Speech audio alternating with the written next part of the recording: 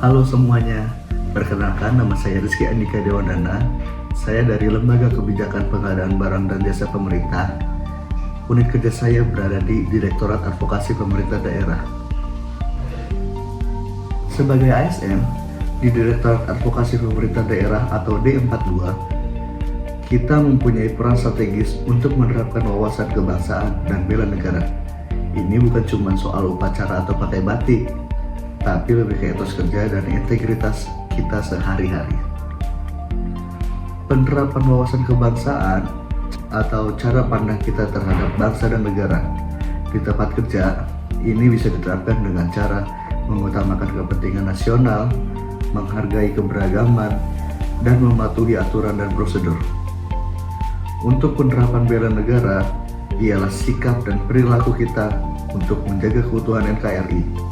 Di D42, kita bisa menerapkannya lewat hal-hal konkret seperti melawan korupsi, kerja profesional dan berintegritas, menjaga rahasia negara, dan mengembangkan diri.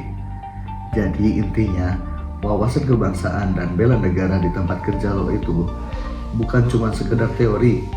Ini adalah tanggung jawab moral kamu sebagai ASN untuk bekerja dengan jujur, profesional, dan berorientasi pada kepentingan bangsa, terutama dalam peran strategis di D42.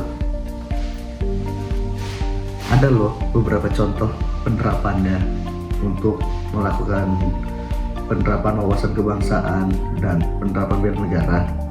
Misalnya, untuk penerapan wawasan kebangsaan, kamu sedang mengadvokasi kebijakan baru tentang alokasi dana desa. Penerapannya, kamu punya kenalan pejabat di suatu desa yang minta alokasi dana lebih besar dari seharusnya. Sebagai ASN yang punya wawasan kebangsaan, kamu harus menolak permintaan itu. Kamu harus tetap berpegang pada data, aturan, dan prinsip keadilan. Kamu juga harus bisa menjelaskan kenapa alokasi dana untuk itu harus merata dan tidak boleh ada perlakuan khusus. Ini menunjukkan kamu mengutamakan kepentingan nasional di atas kepentingan pribadi atau kelompok.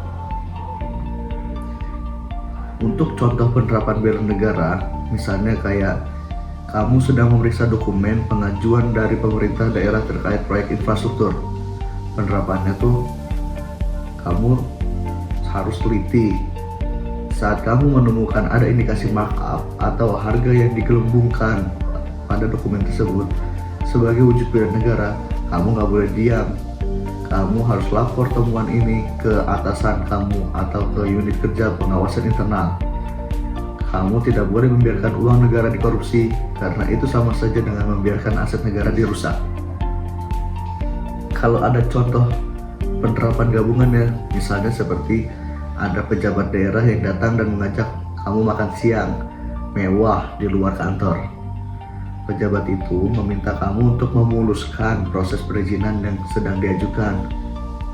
Penerapannya itu, ini adalah situasi yang menguji integritas. Wawasan kebangsaan kamu menuntun kamu untuk menyadari bahwa ini bisa menjadi pelanggaran etika dan potensi konflik kepentingan. Menerima tawaran itu berarti kamu bisa terikat pada kepentingan pribadi pejabat tersebut, bukan pada kepentingan rakyat. Kalau untuk bela negara, kamu menolak ajakan tersebut secara tegas dan profesional. Tindakan ini adalah tindakan wujud nyata melawan gratifikasi dan korupsi yang merupakan ancaman non-militer terbesar bagi negara. Kamu bisa menolak dengan sopan, misalnya dengan mengatakan bahwa semua proses harus sesuai prosedur dan tidak ada perlakuan khusus. Intinya, dalam pekerjaan di D42, wawasan kebangsaan dan bela negara diwujudkan melalui integritas, profesionalisme, dan keberanian untuk menolak hal-hal yang tidak benar demi menjaga kehormatan dan kedaulatan negara.